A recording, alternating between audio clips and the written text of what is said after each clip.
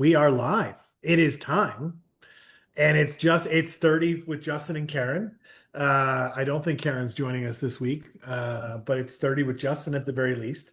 Thank you for joining us, everyone. I'm in a different place than I normally am. I had to do this on the fly, so hopefully that everything works well and the signal's strong. But today I'm really excited about my guest because I met Jen a few years ago when we helped her sell and buy a property. And that was kind of fun. And every time we met, I'd leave with a little morsel of baked goods, which was awesome. Because if anybody knows me, I love my baked goods. So she was after my heart, I'm sure. She's the founder of Uprising Bakehouse, a gluten-free, plant-based micro bakery specializing in sprouted sourdough, which is all a lot of big words that sound really Like a good. And we'll talk about mouthful. that. And the other cool part about it is she's opening her dream bakery right here in Burlington next year. And I wanted to have her on to talk about it because I think it's pretty awesome what she's doing. So, Jen, how are you? I'm fantastic, Justin. How are you? I'm incredible. Can't go wrong having you on the show. So, let me start with you know, people that get into the food industry typically have a love for food in general. So, Mhm. is that where you started? Like, what sparked your love for baking in general?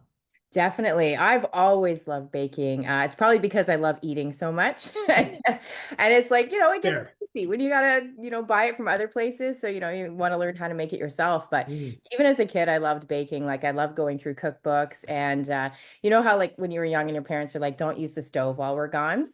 That used to be my big thing. I'd be like, I'd wait for them to leave and I'd have a recipe ready to go. Oh my gosh, I that's would use funny. the stove, just wanted to play around with recipes. And then I would hide everything, clean everything up by the time they came home so they would have no idea. But That's yeah, amazing. I loved like TVO used to have on the weekends, they would play cooking shows all weekend long, like Julia Child and Wolfgang Puck, like Yes, the oldies. I that's would a just, throwback. They don't even have yeah, TVO anymore. no, yeah, I'm showing my age. Yeah, Yeah, and the fact but that I know, so it's good. yeah, Yeah. that's true too. Yours too. But yeah, I've always loved food and cooking and baking and yeah, it became more gluten-free once I had my kids because they had gluten and dairy intolerances when they were Right. like right as from infancy. So I had to change my diet when I was nursing, and then that's what started my journey into the actual gluten-free vegan baking. That well, and so what was it that actually inspired you to start your business? I guess it was around, must have been around 2018 is kind of what I'm seeing here in some of the Yes. notes. Yeah. So what was it that was like, okay, I'm baking for my family, I'm enjoying this part of it. What was it that was like the step that said, oh, maybe I should do this and actually sell this stuff? Well, I had so many friends and family because, like, as you know, I give the food to everybody because I make Yes, too much and I you're can't eat very it all. generous. And I would give it to so many people, and or people would try, and they'd be like, "You should sell this. You should sell this." And Mm, I think I don't know. I mean, I thought it was good, but I didn't think it was amazing compared to other stuff I'd had. And then and even my mom, actually, my mom always told me I should start. I'm like, "Well, you're my mom. You think everything I do is good." And then I kind of started doing it on the side. I had a part-time job and I was doing the baking business on the side, just a little bit here and there. And then something happened at the job I was working at, and I decided I had to quit that job. It wasn't a good Right. environment for me. And I was like, I think this might be the universe's way of pushing me into Yes, it. I So I'm like like, all right, I'm gonna go for it. So yeah, that's when I really dived into it. which fast forwards me to I walk into a house to go list it, and I'm basically selling practically a commercial kitchen at that point Right. because I've never sold a house with a commercial mixer size mixer. Like Yeah. if you've all seen those KitchenAid mixers on people's countertops, imagine that times 50. Like it's a Yeah. big ass mixer. Yeah, yeah. That was not easy to move in or out. Yeah. That was funny. And then all the ingredients downstairs. And then, of course, Yeah. the lovely idea that I would just leave with baked goods every time, which was not a problem for me. Um, so what specific, like, what was it about the sprouted sourdough thing? Because there seems to be a connection there. What is it? What is sprouted sourdough? Let's explain that first. And then, like, what was it about that specific thing that was kind of your cornerstone for your whole business, really? Okay, well, sprouted, what that means is that the grains are actually sprouted and then they're dried again. So, Mm. kind of the idea behind sprouting is all the nutrition is kind of locked up in the seed and it's kind of hard to get to. And you have to, when Right. you soak it and you sprout it, it Yeah. makes the nutrition easier for your body to absorb. and Hmm. easy for you to digest. So ultimately, when you eat something that's sprouted, you are going to absorb more of the nutrients because they're not as locked down inside of that grain. And Mm. it's just a lot easier on your digestive system.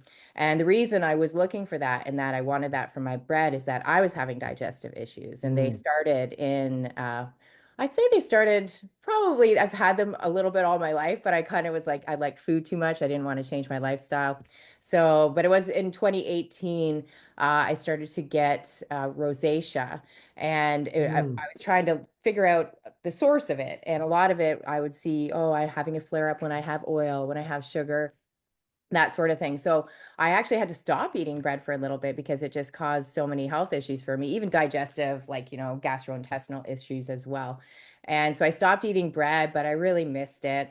And I was like, okay, you know what? I'm going to figure out how to do like the cleanest, easiest to digest bread I can possibly make and then see how that sits with me. So I figured out how to do that I think that was 2019, in October of 2019, right before everybody got onto the sourdough bandwagon in early Mhm. 2020, and learned how to make it. And then I ended up eating it every day because I got so excited I could eat bread again. I wasn't having it wasn't triggering anything for me.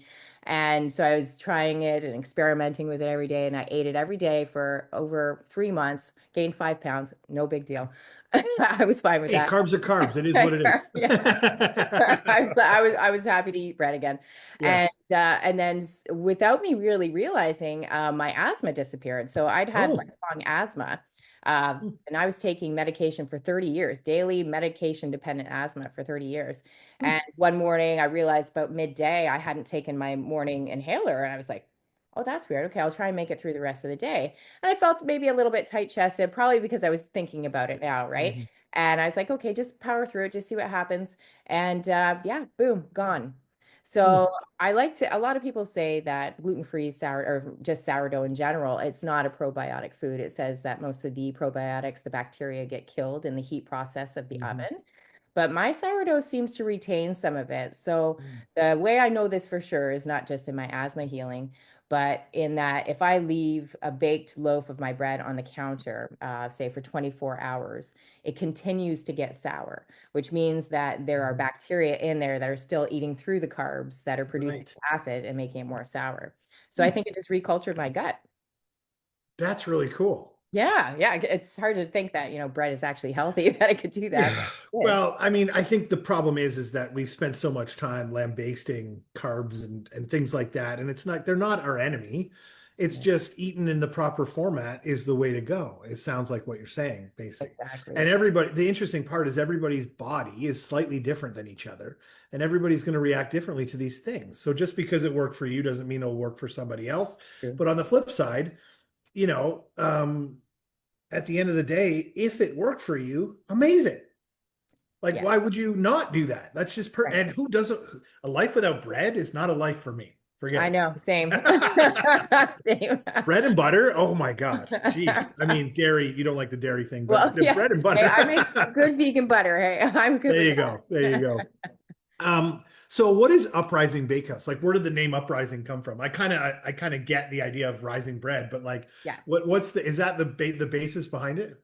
That plus it's kind of a play on words too, just like the food revolution, like Right. changing what we eat, not, I guess my big thing is I'm big into natural healing, and what I wanted to do Mhm. was make food and promote foods that were going to help you heal naturally, Sure. that were going to be good for your gut, right? Because the basis of all health for me is that our bodies are self-healing machines if we give it the right tools, right? But when we, laden it down with all these processed carbs and things like Mhm. that, processed foods, it can't heal because it's just trying to heal from that crap you just put in there, right? So it can't heal the deeper issues. Mhm. So for me, it was kind of like an uprising being part of the food revolution. Mm. Um, how do you do what you do without like one of the things I've always felt is like you go gluten free or whatever, you tend to lose taste. Yeah. No, like you tend to like you think about some of the stuff like some of the stuff that you can buy in the store that's gluten free and that has these some of it they shove in the fridge in the freezer and Hmm. because it's preserving the because it is very natural and stuff like that I get it but at the Yeah. same time how do you preserve a good tasting bread when you have a limited amount of ingredients to work with because you're working with something than normal, what we're used to processed bread. Right. Yes. Yeah. Because I don't know if you've seen some videos, right? You can put a regular loaf of bread, like Wonder Bread, on the counter for 2 weeks and it Yeah, doesn't get mold, yeah, right? yeah, I Yeah. get it. Well, so I can mostly speak for my bread, but my bread will stay. It will get moldy on the counter after about I've tested it out 5, 6 days. Yeah, But in the fridge, I've had it in there for up to 2 months without getting moldy. right. And I've had it in the freezer. Obviously, it's not going to, Yeah, yeah, get yeah. anything in the freezer. But with gluten-free bread specifically, it does need to be kept in the freezer, and not just because of the mold, but it's supposed to be kept in there because of the ingredients, because it doesn't retain moisture like gluten-full bread has. If you leave Hmm. it in on the counter or in the fridge, it's just going to dry out, which Mm. honestly isn't a big issue for too many people because we're just going to toast it anyways. Yeah. Right. And like, I don't, it's funny, like even I'll bake fresh bread and I'll still want to toast it. It Mm. makes no sense. Hmm. Hmm. But yeah, that's part of the reason that it's kept in there. But as far as being tasteless, I think for me, because I did the switch to vegan first before I did the full gluten-free, I've noticed that once I went vegan, I actually liked flavors more. Oh. I was learning, I didn't do a lot of Indian cooking before that, Mediterranean or anything like that. I was just kind of bland, like standard American diet sort of stuff. And then once I went vegan, I just craved more flavors. And now Mm. like my palate is so like I love to try anything and everything. There's almost no food I won't eat at this point, whereas I used to be pickier when I ate the standard American diet. That's interesting. Yeah, and I'm sure there's other natural ways to bring flavor into foods because I've noticed that you don't just do like, here's a loaf of bread. You tend to do like, here's some flavorings in these breads and some different things that create different products that are really interesting, thought processes behind what you're doing. It's not just bread. It's like a side dish with everything else you're making, which is really cool. Right. Yes. Yeah. Yeah. So, okay, so let's get into the business side because this is kind of fun. Um, this is what we call a micro bakery, I guess, kind of thing, which is Yes. cool, like a micro brewery, like very, very niche kind of market for it, which is really neat. What is the most rewarding thing for you to run this sort of thing? Oh, the most rewarding thing is when customers come back to me and tell me how much they love the bread Mm, and how good it felt to eat it. Like they didn't mm, have bloating afterwards, or any of mm. their other health issues were triggered. And actually, I just got a message yesterday on Instagram from a new customer, and she said that it's the first gluten-free bread that her kids would ever eat. Oh, She's wow. like, she's tried a lot. She's like, well, Now, definitely. see, now that is a testimonial right there, because if your Yes, kids will eat it, exactly. They are the toughest clients. yes, I agree. That's so My own funny. included. Yeah. No, that's great. How have you had any challenges along the way? I mean, you must have, blown up an order or something. There's got to be stuff that's gone wrong. Oh, too many to count, Justin. Yeah, Especially at the beginning, because when I first started the business back in 2018, I had only been vegan for a few months. So right. while I was good at cooking and baking in general, I was still new to the vegan part. So yeah, I remember there was a couple times where I actually ended up having to stay up all night to finish an order because Wow. it screwed it up so many times. And I was like making it over and over again until I got it right because I am a perfectionist. Plus, I didn't want to let my customers down, right? Yeah, Uh, but even still, like I would say though, overall, probably the biggest challenge was the move, right? Moving from that giant kitchen into right. a townhouse kitchen was Yes. wow. Like Yeah, so let's give a little history on that. So you moved from a big old house, which was up in North Burlington, to basically a townhouse, and you had to have the same, like the huge mixer and all the things, and still exactly. run your business. So that would have been a crazy challenge. Yes, it was. Yeah. Mm. I think I took about 2 weeks off for the move just to get adjusted into the new house. And yeah, somehow things worked. Like out of all the townhouses we looked at, like this one definitely had the biggest kitchen. So Yeah. I knew, it was going to work out. And yeah, it's crowded in here for sure, especially because I've just bought a new micro bakery oven. So it's a little, my Oh. son stubbed his toe on it the other day. He's like, oh. It's so crowded now to get into the kitchen. But that was the biggest challenge. But I have some good storage in the kitchen. Those white shelves are in the basement of the old house. They're right here in Mhm, the kitchen now. And I mhm. have more storage in the basement for the dry goods. My commercial fridge fridge is in the garage and a couple of freezers in there. So I managed to get it all in here, but I would say that was probably the biggest challenge for the business is like, how am I going to do this in a new place? Mm. You seem obviously you're trending in the right direction, and you built a huge following at this point. You have quite a few customers that are repeat customers, and you can see online what the things that you're doing. Um, why do you think what is it about it and the things that you do that resonate most with your customers? I think it's the clean ingredients. I think Mm, that some point everybody gets to this place where they start reading ingredient labels and having, health symptoms that they don't like. And they start searching for answers. A lot of people right now have like mystery illnesses, like they have these symptoms, they don't know where they're coming from. But the first thing a lot of people are doing now is trying to clean up their diet. So, mm. and lots of people are on the gluten-free train right now. Like not everybody needs it. Like for me, for example, I can eat gluten if I want to, but if I eat it every day, it makes me not feel good. I can't put my finger on what it is, but I Mhm. don't feel as good. So I think that's what it is. I think it's the clean ingredients is what's pulling the people in. And the quality with which they're put together, like the time and effort you put. I will say, like, I've had lots of bread in my day because I do love to eat like you. And I've traveled the world and eaten bread, like quite frankly, with my family and so on and so forth. And at the end of the day, like I would put your bread up against a lot of some of the like things all over the world.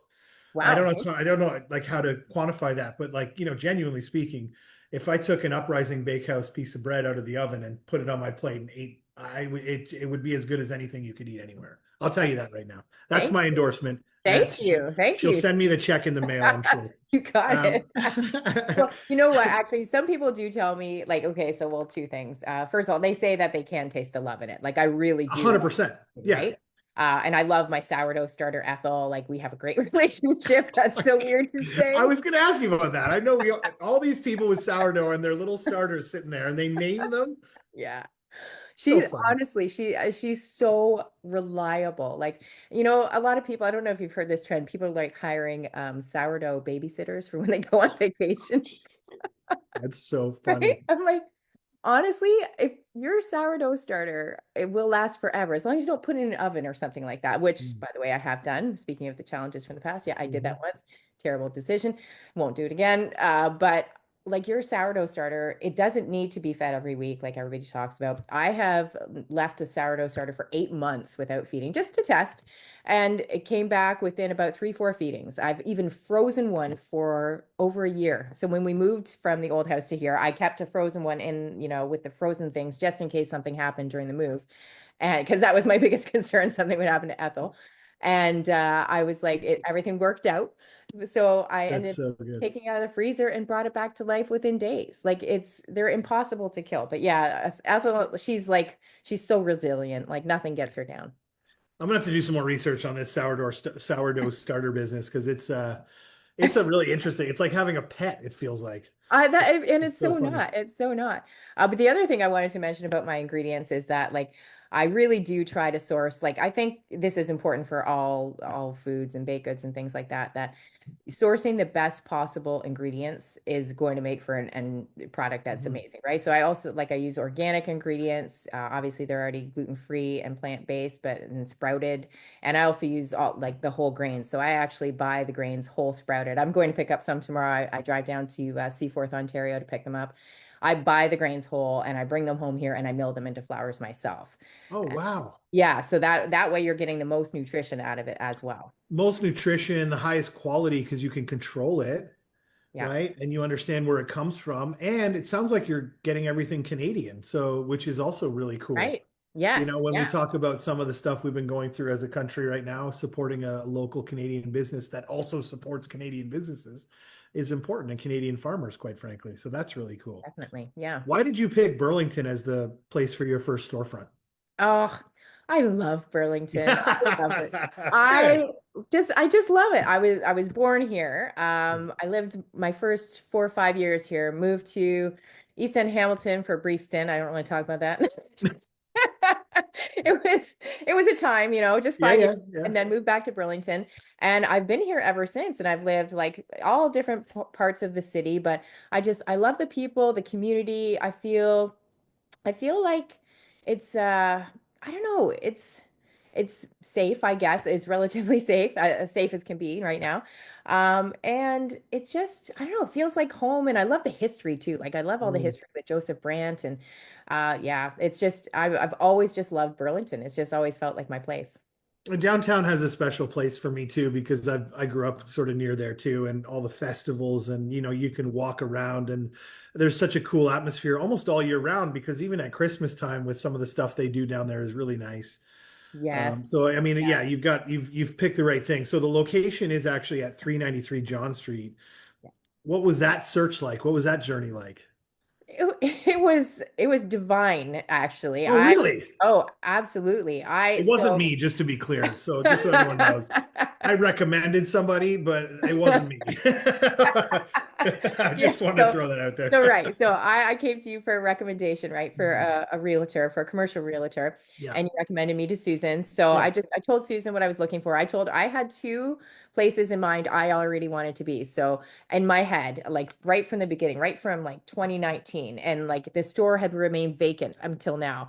And so I told her, she's like, "Oh no, no, you're not gonna be able to go there because there's another bakery there. There, and both places, there's another bakery there. They're not gonna let you in there." right. It's like, Yeah, shoot. I'm darn. like, so I'm like, the only, like, I know the best place for me is downtown Burlington, but like, what are the chances, right? Like, and I'd want to be close to Lettuce Love as well and Heal.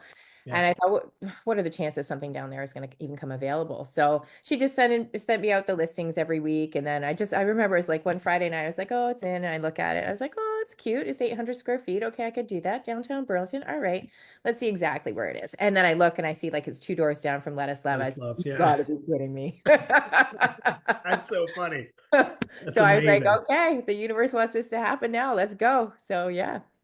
And I mean, those neighbors, like Let Us Love, even you've got, I hate to say it because it's dairy, but you've got Creme de la Creme down there. There's some really good quality tenants in there that are actually around you Yes. um, just to help each other support each other because they're all, and actually all really good people too, quite frankly, that own Yes. those businesses too, which is really neat. Um, what does it mean to you personally to open that bakery in the city you grew up in like this? I mean, that Oh, must be something special. yeah, it's hard even to put it into words. I feel like I'm fulfilling my life purpose. I Right. feel like for a long time, I feel I was a little scared. Like I think a lot of entrepreneurs get, right? You get Mhm. that mindset where no, that's too much, that's too big for me. I can't do that. And so for a while, I thought, no, I'm not going to do it. And then something triggered me. I saw somebody who I had taught how to make gluten-free sourdough because that's what I decided to go into. I'll just teach people how to make it. Mhm. And somebody who I had taught uh, is opening up a place. And all of a sudden I was like, is she going to sell my bread at her place? And it freaked me out. I was like, and then I just, I have this thing. It's like, okay, when something makes you jealous is because somebody else has something that you want. And I'm like, do I want that? I want that, right? And I was like, I guess I want that. And then Mhm. that flipped me. I was like, and also my dad's having some health issues and I don't think he'll be here much longer. And I thought about his life and how he spent his whole life doing the safe thing. He stayed at the same company Mm. his whole life, just to make sure, to take care of us, to make sure that, he had food on the table, roof over our heads, all that kind of stuff. He never took any risks. And I just think about getting to his age and his time in life. And I'm like, do I want to look back and think that, shit, maybe I should have done that bakery? Mm. So it was kind of a combination of both of those things. The timing felt right, and yeah, I'm ready to do it. What I love about it is the journey wasn't like immediate. It wasn't like you were like, I'm just opening this place and we're gonna do this and we're gonna get it. And then like so many businesses will jump in head first, which is fine. Yeah. And then they don't have the proper planning behind it. I mean, you've taken time and effort to build what you've built. And what's interesting about it is you've built it around Ethel and you've built it around the product, right? Like you've kind of like you built the name first and you built the product first and we go from there. I guess my next question would be, will your storefront offer anything new or different than what you currently sell? What kind of options are you going to be able to open up to now having this opportunity? Yes, yes. So there are going to be some more options there. I'm going to offer a few more savory things, first of Mm. all, like things Mm. like empanadas, little pizzas, maybe some like pesto rolls, things like that. But I'm also going to loosen up my health standards just a little bit, and because right now I don't offer anything with refined sugar in it.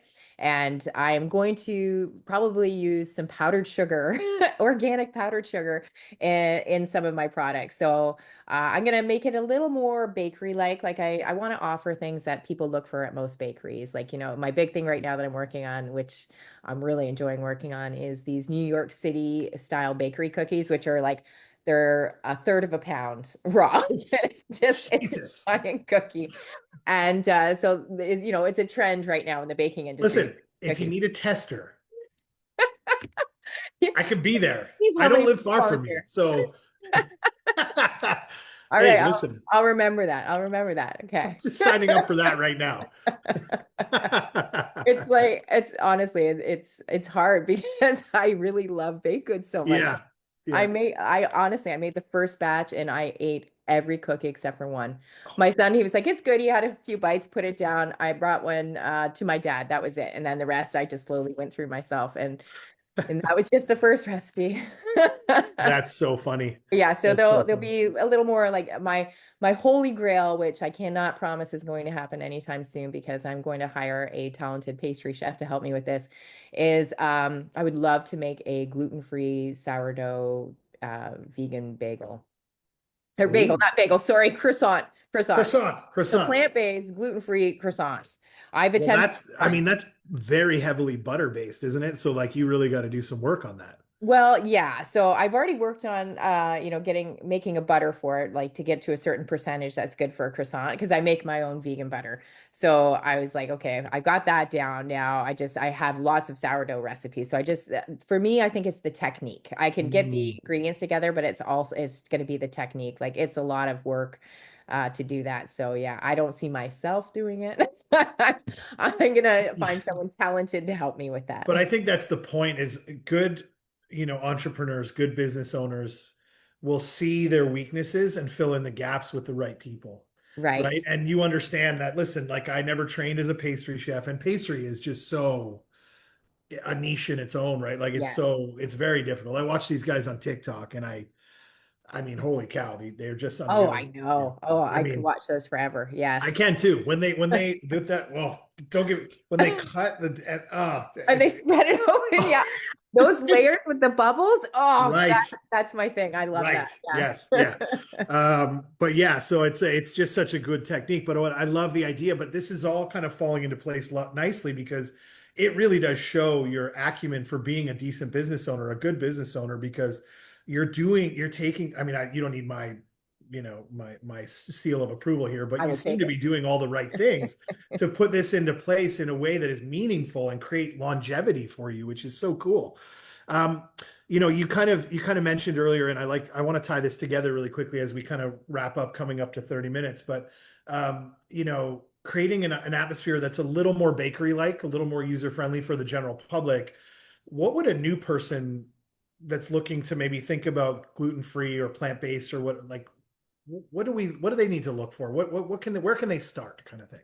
Where can they start?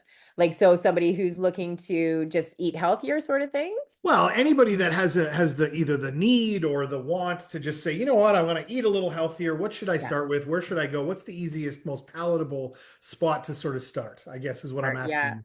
Is it Well, your sourdough? It might just be your sourdough, for God's sakes. yes, well, I would say yeah for sure. If you're a bread eater, Mm, the biggest thing I would say is yeah, switch the bread you're eating or eat a little bit less bread even at that. Like it doesn't have to be my bread, but recently I was at a trip to Costco and I was just like I curious. I had to pick up all the breads, look at all the bread ingredients, right? And I'm just like, I'm shaking my head. Like I get it. I would have bought that. If I didn't know how to make my own bread, I would have sure. bought it too, right? Yeah.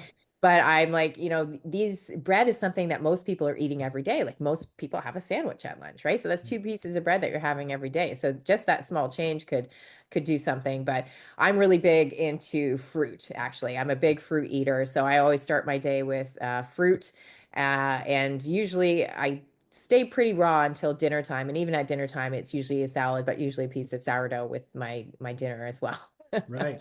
But No, yeah, I would say yeah, to start just eating more fruits and vegetables and probably look at your bread, mm, changing your bread as basics. that's the hardest thing. If you, is I mean, it's you giving us choices with bread is just so special for me. yeah, that's you know what? I'm doing it for you and I'm doing it for me. Right, fair. And that's what I love about it. It was out of personal necessity to create this, which is great. Exactly. So between now, so when are you opening the store? That's the next question. That's a good question. So construction, I get the keys January 1st, and construction is expected to last 3 to 4 months. So I hope to be open near the, April? beginning, March? mid-April, April. mid-April, Cool. I would say. Yeah. So between now and then, obviously you're still going to be running the business out of your home like you are now. So what just typically just order online? How do people reach out to you to order? Yeah, so how ordering works right now is I have on the website, you can go to the web store there and order anything you want. And any orders placed by Monday mornings at 11 a.m. are ready for pickup and delivery on Wednesdays between 3:30 and 6:30 p.m. Mm, And I understand there's a lot of rush hour traffic around that time. So if people need an earlier pickup time, then I will accommodate that as well. gotcha. Yeah. And you're located right now currently in North Burlington, just so everybody knows a general location, Northeast Yes. Burlington. Yeah. And you're And upper middle and Appleby. yeah, exactly. So listen, well worth the price of admission. We're going to put the website below in the chat below, and we'll share that so everyone has that. And let me ask you this: what's your big vision for Uprising Bakehouse over the next few years? I was just Whoa. today. It's funny because like Ethel's gonna like come out of there's gonna be so much the. Ethel. Well, in my biggest dream for the business and where it's gonna go, I hope to have 3 locations. So yeah, my dream location, obviously the starter one here in Burlington, like that's always been my dream to serve my community. So, but then next I would think Toronto, Mm. and then my big, big dream is New York City. I have this thing with New York City. I just love it there. That's so cool. Yeah. Well, there's definitely a market for it in those places, so it's a good business choice in general. We were talking about that with some friends the other day. You know, when you're looking at opening a business or looking for a market to open a business, you go where there's more people. Yes. So, you know, while Right. Burlington and Oakville, these areas are great, there's lots of people here. You know, there'll be a limit to how many you can serve on a daily basis, and you want to grow. And so, where do you grow to? You grow to a place where there's more people. And with the trends that we're seeing in today's world with food and gluten-free and all the things we've been seeing online, you know, certainly there's a market for what you do. And if you're doing it at the level you're doing it, which you are, which is the most impressive thing, um, you know, I almost feel like there's no reason why this shouldn't work. Thank you. Franchise this thing, man. Come on, let's go. Yeah. I did think Ethel's gonna get little chunks franchised out.